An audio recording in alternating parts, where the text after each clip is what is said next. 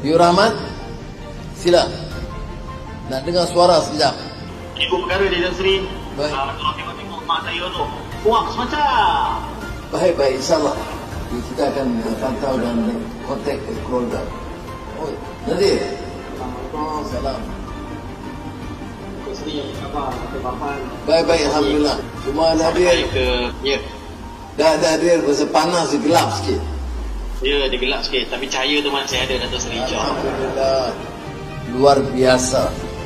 Kekuatan rakan-rakan dan 34 anak Malaysia ni dah jadi satu kekuatan sejarah dalam perjuangan menegakkan keadilan, membela nasib rakyat Palestin khususnya di Gaza.